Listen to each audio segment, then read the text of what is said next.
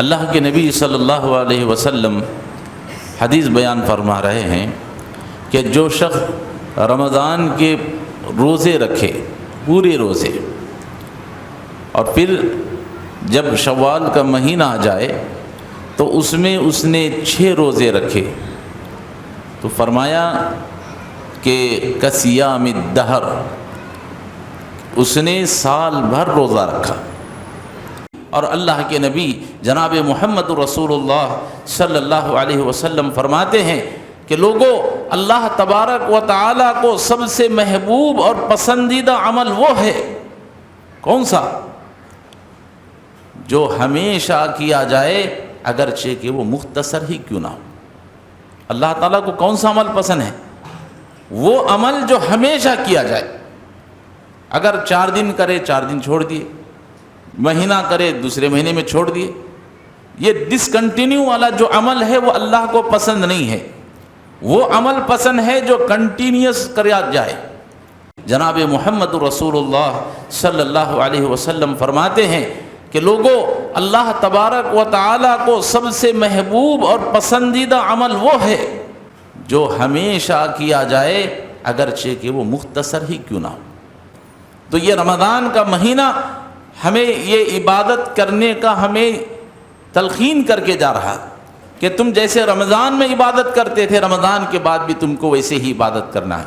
جیسے رمضان میں نمازوں کا اہتمام کرتے تھے، ویسے ہی غیر رمضان میں بھی تم کو نمازوں کا اہتمام کرنا ہے۔ ہادی علیہ واشہد ان لا الہ الا اللہ وحدہ لا شریک لہ واشہد ان محمدا عبدہ ورسولہ ارسلہ بالحق بشیرا ونذیرا اما بعد فإن خیر الحدیث کتاب اللہ وخیر الہدی ہدی محمد صلی اللہ علیہ وسلم وشر الأمور محدثاتها وكل محدثة بدعة وكل بدعة ضلالة وكل ضلالة في النار فأعوذ بالله السميع العليم من الشيطان الرجيم بسم الله الرحمن الرحيم خاف والقرآن المجيد بل عجبوا أن جاءهم منذر منهم فقال الكافرون هذا شيء عجيب أئذا متنا وكنا ترابا ذلك رجع بعيد قد علمنا ما تنقص الأرض منهم وعندنا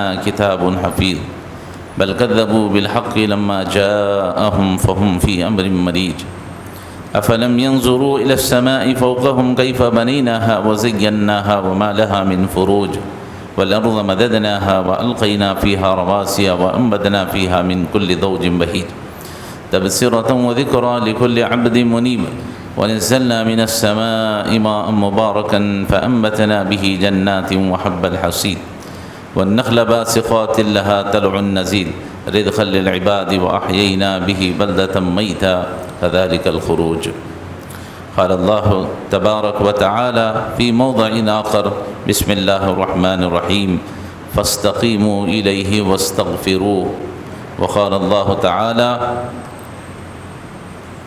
وَاعْبُدْ رَبَّكَ حَتَّى يَأْتِيَكَ الْيَقِينُ۔ محترم حضرات اور معزز خواتین، تمام تعریفیں اس اللہ رب العالمین کے لیے لائق اور زیبا ہے جو تمام جہانوں کا مربی و پالنہار ہے، اور درود و سلام نازل ہوں تمام انبیاء علیہ الصلاۃ والسلام پر، خصوصاً میرے اور آپ کے نبی تاجدار مدینہ حضرت جناب محمد الرسول اللہ صلی اللہ علیہ وسلم پر۔ میں آج آپ حضرات کے سامنے رمضان کے بعد ہمیں کیا کرنا ہے، رمضان میں جو کچھ کرنا تھا ہم نے کر لیا، اب رمضان کے بعد کی جو زندگی ہے ہماری کیسی ہونی چاہیے، ہمیں کیا کچھ کرنا چاہیے، اس کے تحت میں چند باتیں آپ کے سامنے رکھنے کی کوشش کروں گا۔ اللہ رب العالمین سے دعا ہے اللہ تعالی ہم سب کو کہنے سننے سے زیادہ عمل کرنے کی توفیق عطا فرمائے، آمین۔ آئیے سب سے پہلا کام جو ہمیں اور آپ کو کرنا ہے، میں اس کی طرف آپ کی توجہ کو مبذول کراؤں۔ اللہ کے نبی صلی اللہ علیہ وسلم حدیث کے اندر بیان فرماتے ہیں من صام رمضان ثم اتبعه 6 من شوال کان کصیام الدہر۔ اللہ کے نبی صلی اللہ علیہ وسلم حدیث بیان فرما رہے ہیں رمضان کے بعد ہمیں سب سے پہلا جو عمل کرنا ہے وہ ہے شوال کے روزے رکھنا، شوال کے مہینے کے 6 روزے رکھنا۔ اللہ کے نبی صلی اللہ علیہ وسلم حدیث بیان فرما رہے ہیں کہ جو شخص رمضان کے روزے رکھے، پورے روزے، اور پھر جب شوال کا مہینہ آ جائے تو اس میں اس نے 6 روزے رکھے، تو فرمایا کہ کصیام الدہر، اس نے سال بھر روزہ رکھا۔ جس نے رمضان کے 30 روزے رکھے، پھر اس کے بعد شوال کے 6 روزے رکھے، فرمایا اس نے پورے سال روزہ رکھا۔ آپ کہیں گے کیسے؟ روزے تو 1 مہینے کے ہوئے ہیں اور شوال کے 6 روزے، تو 36 روزے کیسے سال بھر کے روزوں کا مقابلہ کر سکتے ہیں؟ تو اللہ تعالیٰ نے قرآن مجید کے اندر اس کی وضاحت بیان فرمائی، فرمایا من جاء بالحسنۃ فلہ عشر امثالھا، اگر تم ایک نیکی کرو گے تو اللہ تعالیٰ تمہیں اس کا بدلہ 10 نیکیوں کے برابر عطا کرے۔ آپ نے رمضان میں 1 روزہ رکھا تو کتنے روزوں کے برابر ہوا؟ 10 روزوں کے برابر۔ تو آپ اپنے رمضان میں 30 دن روزے رکھے، 30 دن روزہ رکھنے کا مطلب یہ ہے کہ آپ نے 300 دن روزہ رکھا۔ اب پھر شوال کا مہینہ آیا تو آپ نے شوال کے 6 روزے رکھے، تو 6 روزے کا ثواب کتنا ہوا؟ 1 روزے کا ثواب 10 روزوں کے برابر ہے، تو 6 روزوں کا ثواب یہاں 60۔ سال میں کتنے دن ہوئے؟ 360 دن۔ تو اگر کوئی شخص رمضان کے 30 روزے رکھتا ہے تو 300 روزے رکھنے کے برابر ثواب ہے، اور شوال کے 6 روزے رکھتا ہے تو یہ 60 روزے رکھنے کے برابر ہے۔ اس طرح سے اگر کوئی شخص رمضان کے اور شوال کے 6 روزے رکھتا ہے تو گویا کہ اس نے سال بھر روزہ رکھا۔ تو اللہ کے نبی صلی اللہ علیہ وسلم نے رمضان کے بعد ہم کو اس پر عمل کرنے کا حکم دیا ہے۔ اللہ رب العالمین سے دعا ہے اللہ تعالی ہم کو اس روزوں کا بھی اہتمام کرنے کی توفیق عطا فرمائے۔ اگر روزہ رکھتے ہیں تو پورا سال بھر روزہ رکھنے کا ثواب ملے گا آپ کو، لیکن اگر کوئی شخص روزہ نہیں رکھتا تو ہم اس کو گناہ گار نہیں سمجھیں گے، اس لیے کہ روزے فرض نہیں ہیں، یہ سنت ہے۔ اگر رکھ لیتا ہے تو سال بھر روزہ رکھنے کے برابر اس کو ثواب ملے۔ اب آپ کے پاس ایک آپشن دیا گیا ہے، یا تو آپ رمضان کی عید جیسے ہی ختم ہو جائے، آج جیسے پہلا عید کے بعد پہلا دن ہے، یعنی 2 شوال ہے، عید کا دن تو روزہ رکھنا نہیں ہے، اب 2 شوال سے لگاتار 6 روزے رکھتے ہیں تو ٹھیک ہے۔ لیکن اگر آپ ایسا نہیں کر سکتے، ایک ہفتے میں 2 روزے اور ایک ہفتے میں 2 روزے اور ایک ہفتے میں 2 روزے، ایسے بھی رمضان کے بعد جو شوال کا پورا مہینہ ہے اس میں 6 روزے اگر آپ رکھ لیتے ہیں تو انشاءاللہ اس کا پورا ثواب آپ کو ملے گا۔ تو یہ ہے ترتیب اس کی۔ سب سے پہلا عمل ہم کو یہ کرنے کی کوشش کرنی ہے کہ رمضان کے بعد ہم یہ شوال کے 6 روزے رکھنے کی کوشش کریں۔ اللہ تعالی ہم سب کو عمل کی توفیق عطا فرمائے، آمین۔ دوسرا کام ہم کو اور آپ کو کیا کرنا ہے، وہ کام یہ ہے، وہ ہے استقامت۔ استقامت کے معنی ہیں، قرآن مجید نے اللہ نے کہا فاستقیموا الیہ واستغفروا، اللہ نے کہا لوگوں تم استقامت کو اختیار کرو۔ استقامت کہتے ہیں کسی کام کو ہمیشہ کرتے رہنے، کوئی بھی کام ہم کرتے ہیں تو اس میں استقامت ہونی چاہیے، یعنی لگاتار کرنے کی ہم کو اس کو کوشش کرنی چاہیے، اسے کہتے ہیں استقامت۔ اللہ کے نبی صلی اللہ علیہ وسلم کے پاس ایک شخص آیا اور آ کر کہنے لگا اللہ کے رسول آپ مجھے کوئی ایک ایسا عمل بتلا دیجئے، کوئی ایک ایسا کام بتا دیجئے کہ اس کے بعد مجھے کسی سے کوئی سوال پوچھنے کی ضرورت ہی محسوس نہ ہو، اب میں کوئی کسی کو سوال ہی نہ پوچھوں، ایسا جامع عمل بتا دیجئے۔ بات سمجھ رہے ہیں آپ؟ یہ ایک انار 100 بیمار کہتے ہیں، ایسے ہی 100 بیماریوں کا ایک ٹیبلٹ بتا دیجئے، کوئی ایک ایسا نسخہ بتا دیجئے کہ جس کو میں عمل کر لوں اور مجھے کسی کو پوچھنے کی ضرورت ہی نہ پڑے۔ تو جانتے ہو اللہ کے رسول نے کیا فرمایا؟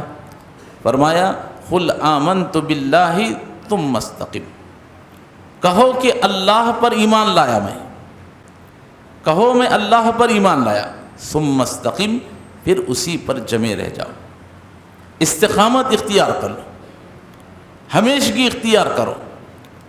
یعنی ہم نے رمضان میں نمازیں پڑھی، روزے رکھے، قرآن مجید کی تلاوت کی، ہر نیکی کو عمل کرنے کی کوشش کی، نماز جیسے ہی اذان ہوئی فوراً مسجد میں آنے کی فکر ہو گئی ہمیں۔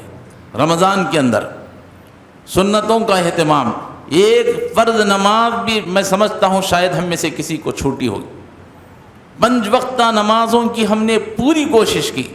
پھر کیا بات ہے کہ رمضان رخصت ہوتا ہے تو پھر ہم سے وہ جذبہ ختم ہو جاتا ہے، وہ ہمیشگی والی چیز جو 1 مہینہ ہم نے پابندی کی، وہ پابندی ہم سے ختم ہو جاتی ہے۔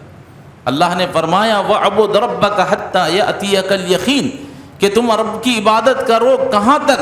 یہاں تک کہ تمہیں موت آ جائے۔ اللہ رب العالمین صرف رمضان کے مہینے کا رب نہیں ہے کہ تم صرف 1 مہینہ رب کی عبادت کر لو پھر 11 مہینے چھوڑ دو۔ کیا رمضان کے مہینے کا رب الگ ہے اور پھر رمضان کے بعد 11 مہینے جو آتے ہیں اس کا رب الگ ہے؟ جو رمضان کا رب ہے وہ 11 مہینوں کا بھی وہی رب ہے اور زندگی بھر کا بھی وہی رب ہے۔ تو جیسے ہمیں رمضان میں ہم نے عبادت کی ایک سوئی کے ساتھ، اذان ہو گئی تو فرض نماز کی ہمیں فکر ہو گئی، ایک ایک نماز کو ہم نے فکر کے ساتھ پڑھا، تو وہی فکر ہماری رمضان کے بعد بھی ہونی چاہیے۔ اگر ایسا نہیں ہے تو پھر یہ ہماری عبادت اللہ کے پاس اس کا کوئی معنی نہیں رکھا جاتا۔ اللہ رب العالمین نے اسی لیے قرآن مجید میں کہا وَلَا تَكُونُوا كَالَّتِي نَقَضَتْ غَزْلَهَا مِن بَعْدِ قُوَّةٍ أَنْكَاسًا، اور قرآن مجید میں کئی جگہ پر اللہ تعالیٰ نے اس کی نقاضی کی، اور اللہ کے نبی جناب محمد رسول اللہ صلی اللہ علیہ وسلم فرماتے ہیں کہ لوگوں، اللہ تبارک و تعالیٰ کو سب سے محبوب اور پسندیدہ عمل وہ ہے، کون سا؟ جو ہمیشہ کیا جائے اگرچہ کہ وہ مختصر ہی کیوں نہ ہو۔ اللہ تعالیٰ کو کون سا عمل پسند ہے؟ وہ عمل جو ہمیشہ کیا جائے، اگر 4 دن کرے 4 دن چھوڑ دیے، مہینہ کرے دوسرے مہینے میں چھوڑ دیے، یہ ڈسکنٹینیو والا جو عمل ہے وہ اللہ کو پسند نہیں ہے۔ وہ عمل پسند ہے جو کنٹینیوس کیا جائے، ہمیشہ کیا جائے، اگرچہ کہ اب کم ہی کیوں نہ ہو لیکن اسے ہمیشہ باقی رکھنے کی کوشش کریں۔ تو یہ رمضان کا مہینہ ہمیں یہ عبادت کرنے کا ہمیں تلقین کر کے جا رہا کہ تم جیسے رمضان میں عبادت کرتے تھے رمضان کے بعد بھی تم کو ویسے ہی عبادت کرنا ہے، جیسے رمضان میں نمازوں کا اہتمام کرتے تھے ویسے ہی غیر رمضان میں بھی تم کو نمازوں کا اہتمام کرنا ہے۔ تو محترم حضرات، اس لیے میں اور آپ اس بات کی کوشش کریں کہ جتنا ہو سکتا ہے، جیسی فکر ہمیں رمضان میں نمازوں کی تھی، سنتوں کی تھی، قرآن کو پڑھنے کی تھی، قرآن جیسے ہی رمضان چلا جاتا ہے ہمارے گھروں میں قرآن بند کر کے اٹھا کر کے محراب میں رکھ دیا جاتا ہے۔ قرآن کی اب کوئی اہمیت نہیں 11 مہینے تک۔ جیسا ہی رمضان کا مہینہ آتا ہے تو اس پر جھول جھٹک کر کے قرآن کو پڑھنا شروع کیا جاتا ہے۔ تو ایسا نہیں ہونا چاہیے۔ ہماری یہ عبادت نہ صرف رمضان کا مہینہ، نہ صرف 11 مہینے، بلکہ مرتے دم تک اللہ نے نبی کو حکم دیا وَعْبُدْ رَبَّكَ حَتَّى يَأْتِيَكَ الْيَقِينُ، اے نبی آپ اپنے رب کی عبادت کیجئے کب تک؟ یہاں تک کہ آپ کو موت آ جائے۔ اللہ نبی کو حکم دے رہا ہے، جبکہ آپ کے اگلے پچھلے تمام گناہ معاف کر دیے گئے، اس کے باوجود بھی اللہ تعالیٰ فرماتا ہے آپ کو رب کی عبادت اس وقت تک کرنا ہے جب تک کہ آپ کو موت نہ آ جائے۔ اسی لیے اللہ کے نبی صلی اللہ علیہ وسلم زندگی کے آخری لمحات تک بھی آپ کو چلنا نہیں آتا تھا، آپ لوگوں کا سہارا لے کر آ کر مسجد میں نماز پڑھتے. کیوں؟ اس لیے کہ رب کی عبادت مرنے تک کرنا ہے. اللہ تعالی ہم سب کو پورا مسلمان بننے کی توفیق عطا فرمائے. اور وہ نمازی، وہ مسلمان جو 8 کا کھاٹ کا اور 360 کا مسلمان ہے، جمعہ کو جمعہ نماز پڑھ لیا، کبھی جنازے کی نماز پڑھ لی اور کبھی عید کی نماز پڑھ لی، ایسا مسلمان نہ بنے. مرتے دم تک ان عبادتوں کو کرنے کی آپ کوشش کریں. اللہ تعالی ہم سب کو عمل کی توفیق عطا فرمائے.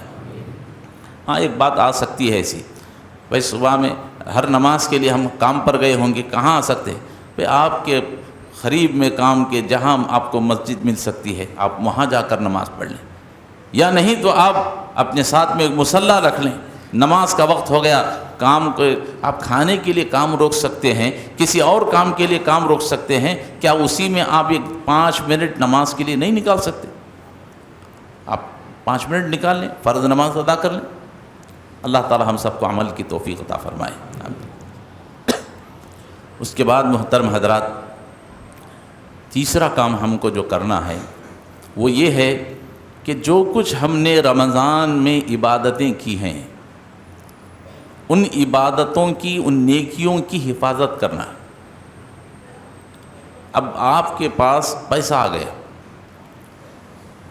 سمجھیے 5 لاکھ روپیہ آپ کے پاس آ گیا، آپ اس پیسوں کو بڑی محنت سے آپ نے کمایا ہے، کیا آپ ایسے ہی اسے پھینک دیں گے یا اس کی حفاظت کریں؟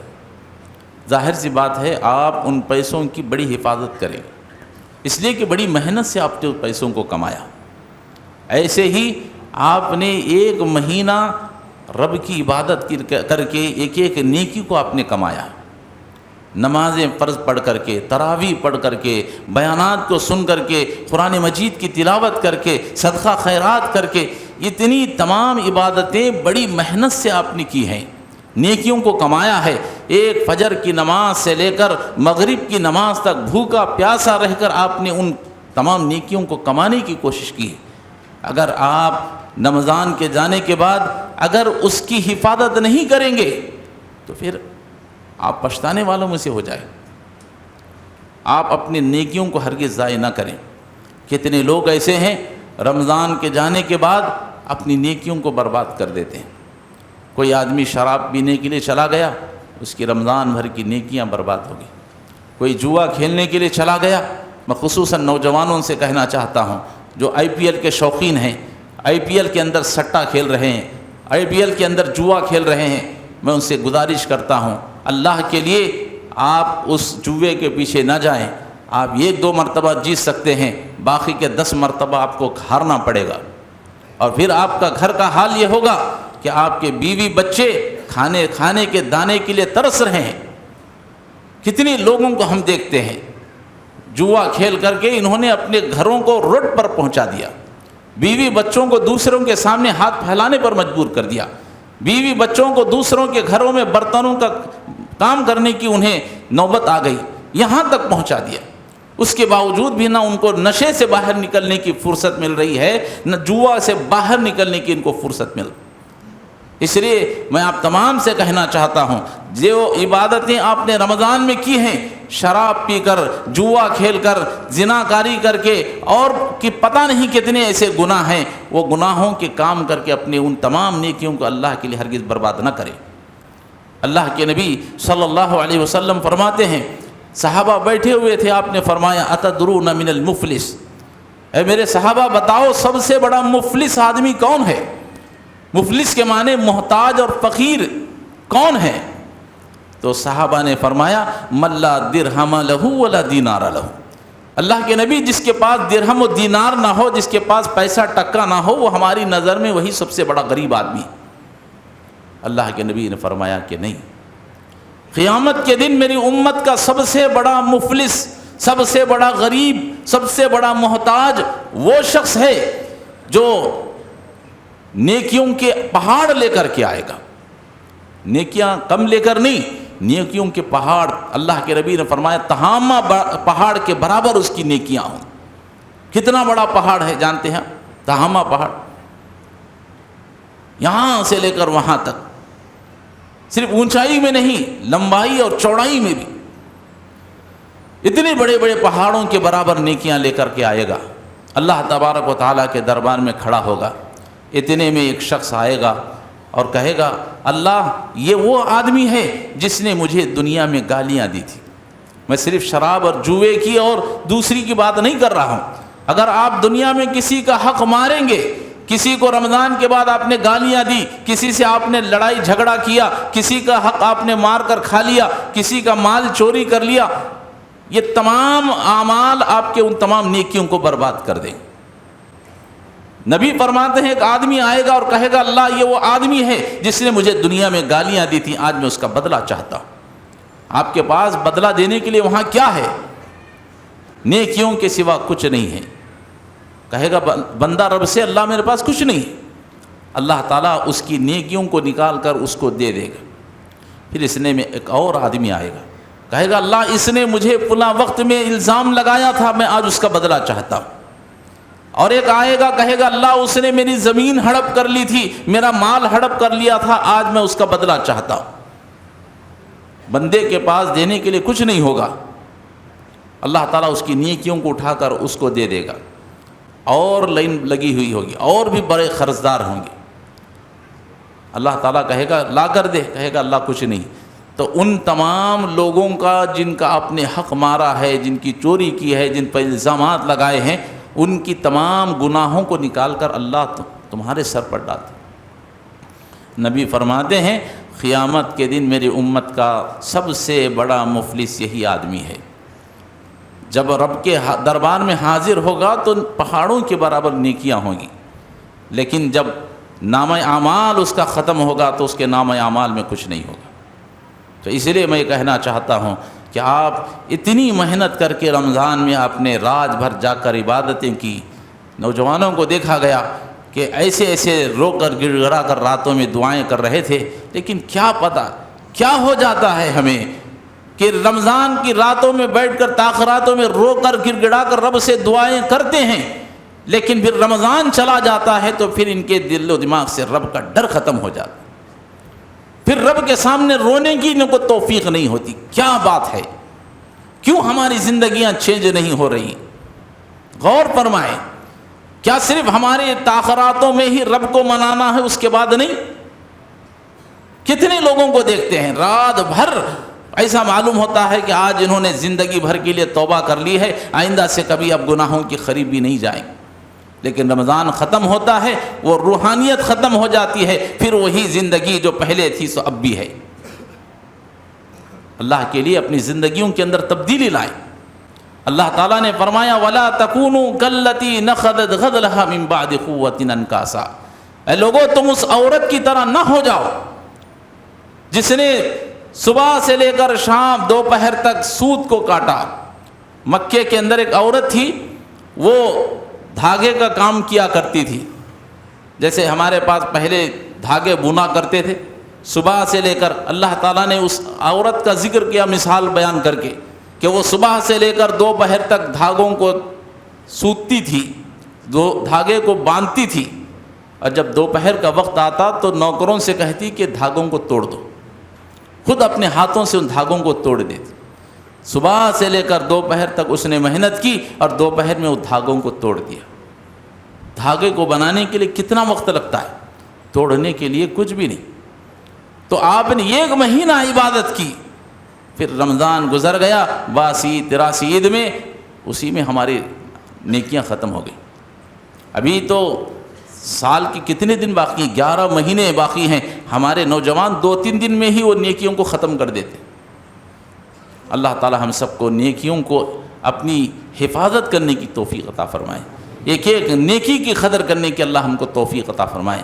اس لیے کہ قیامت کے دن ایک نیکی کے لیے آپ ترسیں گے، باپ کے پاس جائیں گے، ماں کے پاس پہنچیں گے، بیوی کے پاس جائیں گے، بچوں کے پاس جائیں گے، کوئی آپ کو نیکی نہیں دے گا، آپ کو دے کر بھاگ جائے گا۔ اس لیے نیکیوں کی قدر کریں۔ اللہ تعالی ہم کو عمل کی توفیق عطا فرمائے، نیکیوں کی حفاظت کرنے کی توفیق عطا فرمائے۔ آخری چیز جو مجھے اور آپ کو بتانا ہے وہ یہ ہے کہ ہم اور آپ نیکیوں کی، جو کچھ ہم نے نیکیاں کی ہیں، نیکیوں کی قبولیت کی فکر کریں۔ میں آپ سے کہوں، آپ مجھ سے کہیں، ہم نے نمازیں پڑھی ہیں، روزے رکھے، صدقہ خیرات کیا، قرآن کی تلاوت کی، پتہ نہیں کیسے کیسے نیکیاں ہم نے دعائیں مانگی ہوئی۔ میں آپ سے ایک سوال کرتا ہوں، کوئی مجھے گارنٹی دے دے کہ میری فلاں نیکی قبول ہو گئی، میری فلاں نماز اللہ کے پاس قبول ہو گئی؟ ہے کوئی؟ ہم میں سے کوئی شخص اپنی کسی نیکی کی گارنٹی نہیں دے سکتا کہ ہاں یہ میری نیکی قبول ہو گئی؟ ہے کوئی گارنٹی نہیں۔ تو اس لیے محترم حضرات، جو کچھ نیکیاں کی گئی ہیں ان نیکیوں کی قبولیت کی فکر کریں۔ اللہ نے فرمایا انما یتقبل اللہ من المتقین، بے شک اللہ متقیوں کے ہی اعمال کو قبول کرتا ہے، متقیوں کے نیکیوں کو ہی قبول کرتا ہے۔ اللہ اکبر۔ ہمیں اور آپ کو حضرت ابراہیم علیہ السلام، حضرت اسماعیل علیہ السلام کی زندگی سے نصیحت حاصل کرنی چاہیے۔ رمضان کی چھوٹی سی نیکیاں کر کے ہم سمجھ گئے اب ہم پورے گناہوں سے پاک ہو گئے۔ ارے آپ کے نیکیاں قبول ہوئی کہ نہیں ہوئی اس کی کوئی گارنٹی نہیں۔ حضرت ابراہیم علیہ السلام، اسماعیل علیہ السلام، یہ اللہ کے گھر کو، جو دنیا کے اندر سب سے پہلا گھر ہے، ان اول بیت وضع للناس للذی ببکۃ مبارکا وہدی للعالمین، وہ گھر جو اللہ نے زمین کے اوپر سب سے پہلا گھر تعمیر فرمایا، جسے حضرت ابراہیم علیہ السلام اور حضرت اسماعیل علیہ السلام دونوں مل کر کعبۃ اللہ کی تعمیر کر رہے ہیں۔ باپ بیٹے کے کندھے پر کھڑے ہو کر ایک ایک اینٹ کو جما رہا ہے اور دونوں کے زبان سے یہ دعا نکل رہی ہے، ربنا تقبل منا انک انت السمیع العلیم، اے میرے پروردگار یہ جو میں نیکیاں کر رہا ہوں، اللہ ہم یہ نیکی جو کر رہے ہیں، اللہ ہماری اس نیکی کو قبول فرما۔ کون؟ وقت کا جلیل القدر پیغمبر، انہیں ڈر ہے کہ کہیں میری یہ نیکی اللہ کے پاس قبول ہوگی کہ نہیں ہوگی۔ نیکی ایک ایک اینٹ رکھ رہے ہیں، رب سے دعا کر رہے ہیں، ربنا تقبل منا، اے میرے پروردگار میری اس نیکی کو قبول کر لے، اس لیے کہ نیکی کے قبول ہونے کی کوئی گارنٹی نہیں۔ اللہ تعالیٰ نے قرآن مجید کے اندر ایک جگہ بیان فرمایا کہ والذین یؤتون ما آتوا وقلوبہم وجلۃ انہم الی ربہم راجعون، کچھ لوگ ایسے ہیں جو کچھ کرتے ہیں اور جو کچھ کرتے ہیں پھر وہ ڈرتے بھی ہیں۔ کیا کہا اللہ نے؟ کچھ لوگ ایسے ہیں وہ کچھ کام کرتے ہیں پھر کرنے کے بعد ڈرتے بھی ہیں۔ جب یہ آیت کریمہ نازل ہوئی تو حضرت عائشہ رضی اللہ تعالیٰ عنہ اللہ کے نبی صلی اللہ علیہ وسلم سے پوچھتی ہیں، اللہ کے رسول، اللہ تعالیٰ نے کہا کہ کچھ لوگ ایسے ہیں جو کچھ کرتے ہیں اور پھر رب سے ڈرتے بھی ہیں، ان کے دلوں میں ڈر بھی پیدا ہوتا ہے کہ اللہ کے رسول کیا یہ وہ لوگ ہیں جو چوری کرتے ہیں رب سے ڈرتے ہیں، شراب پیتے ہیں پھر رب سے ڈرتے ہیں، زناکاری کرتے ہیں پھر رب سے ڈرتے ہیں؟ کیا اللہ کے رسول یہ وہ لوگ ہیں؟ کیونکہ اللہ تعالیٰ نے صرف شارٹ میں بیان کیا کہ لوگ کرتے ہیں پھر رب سے ڈرتے بھی ہیں، تو کرتے ہیں سے مطلب کہ اللہ کے رسول یہ چوری، زناکاری، شراب خوری کرتے ہیں پھر رب سے ڈرتے ہیں، گناہوں کے کام کرتے ہیں رب سے ڈرتے ہیں، کیا یہ وہ لوگ ہیں؟ فرمایا اے صدیق کی بیٹی، اے عائشہ، نہیں، یہ وہ لوگ وہ ہیں جو نمازیں پڑھتے ہیں رب سے ڈرتے بھی ہیں کہ ہماری نمازیں رب کے دربار میں قبول ہوئی کہ نہیں ہوئی، روزے رکھتے ہیں ڈرتے ہیں اللہ تعالیٰ نے ہمارے ان روزوں کو قبول کیا ہے کہ نہیں قبول کیا ہے، صدقہ خیرات کرتے ہیں رب سے ڈرتے ہیں کہ ہمارے اللہ تعالیٰ نے ان صدقہ خیرات کو قبول کیا ہے کہ نہیں قبول کیا ہے۔ بتائیے، ہم نے اس بات کی فکر کی کہ رب سے یہ دعا کی بس اللہ ہمیں یہ دعا کرے، یہ عمل کرے، وہ عمل کرے، ارے قبولیت کی ہم نے دعا کی کہ نہیں کی؟ ہم نے نمازیں پڑھی، اللہ ہماری نمازوں کو ضائع نہ کر، ہم نے روزے رکھے، اللہ ہمارے روزوں کو ضائع نہ کر، اتنا نیکیوں کا انبار ہم نے کیا، اللہ ہماری ایک نیکیوں میں سے کسی ایک نیکی کو قبول کر لے۔ کبھی ہم نے دعا کی؟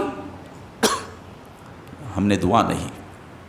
میں کہنا یہ چاہتا ہوں ہمارے لوگوں میں سب سے بڑا خوش قسمت وہ آدمی ہے جس نے رمضان میں جتنی عبادتیں کی اس میں سے اگر کسی کی ایک نیکی بھی اگر قبول ہو گئی ہے تو میں سمجھتا ہوں کہ ہم میں سے وہ بڑا خوش قسمت آدمی. پوری نیکیوں کی بات نہیں کر رہا ہوں. رمضان میں ہزاروں لاکھوں نیکیاں کی ہوں گی لیکن اس کی کوئی گارنٹی نہیں. اگر ایک نیکی بھی اگر قبول ہو گئی ہے ہم میں سے تو میں سمجھتا ہوں وہ آدمی بڑا خوش قسمت آدمی ہے.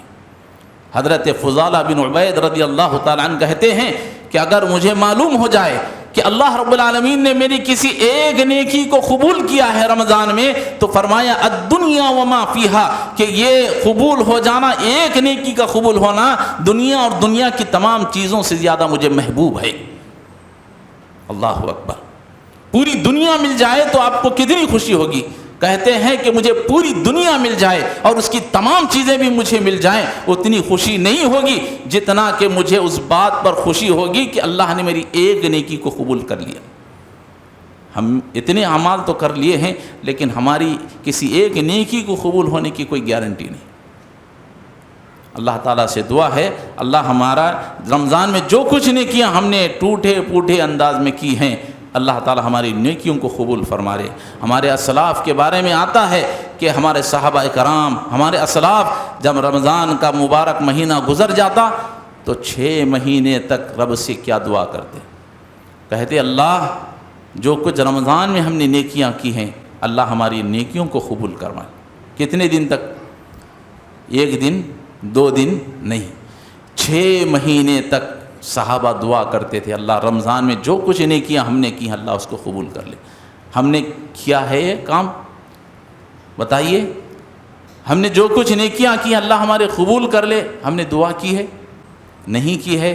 ابھی بھی وقت ہے دعا کر لیجئے. اللہ تعالیٰ ہمارے جو کچھ اعمال ہم نے جیسے کرنا تھا واقعی میں اللہ ہم نے ویسی عبادت نہیں کی. ہم رمضان میں نماز میں کھڑے رہے لیکن ہمارا دل دماغ کسی اور جگہ تھا. ہماری وہ نمازیں قبول ہوئی کہ نہیں پتہ نہیں. ہم روزے کی حالت میں تھے پتہ نہیں ہم نے کتنے جھوٹ بولے کتنے گالیاں دیں کتنے غلط کام کیے. ہمارا روزہ قبول ہوا کہ نہیں ہوا. صدقہ خیرات ہم نے کیا پتہ نہیں کتنے لوگوں کو دکھانے کے لیے ہم نے دیا کتنے کو خوش کرنے کے لیے ہم نے دیا. اللہ تو بہتر جانتا ہے. لیکن اللہ ہماری یہ تمام عبادتوں کے اندر کوتاہیاں ہوئی ہیں. ہمارے نیکیوں میں کچھ نہ کچھ کہیں نہ کہیں نقص رہا ہے. اللہ ہم نہیں جانتے کہ ہماری نیکیاں تیرے دربار میں قبول ہو سکتی ہیں لیکن ہم تجھ سے دعا کرتے ہیں اللہ ہماری یہ رمضان کی جتنی بھی ٹوٹی پوٹی نیکیاں ہم سے ہوئی ہیں اللہ تو ہمارے ان نیکیوں کو قبول فرما لے. اللہ ہماری ان نیکیوں کو قبول فرما لے. ان میں سے کسی ایک نیکی کو قبول فرما کر ہمارے لیے آخرت کا بیڑا پار فرما دے. اللہ تعالیٰ سے دعا ہے اللہ تعالیٰ ہم سب کو کہنے سننے سے زیادہ جو کچھ ہم نے سنا ہے اللہ تعالیٰ اس پر عمل کرنے کی توفیق عطا فرمائے. یہ تمام باتیں جہاں مردوں کے لیے ہیں وہیں عورتوں کے لیے بھی ہیں. اللہ تعالیٰ مردوں کو بھی عورتوں کو بھی سب کو بھی اس پر عمل کرنے کی توفیق عطا فرمائے. آمین. وآخر دعوانا الحمد للہ رب العالمین. بارک اللہ لنا ولکم فی القرآن العظیم ونفعنا وإیاکم بالآیات والذکر الحکیم. انہ تعالی جواد کریم ملک بر حلیم ورب حلیم.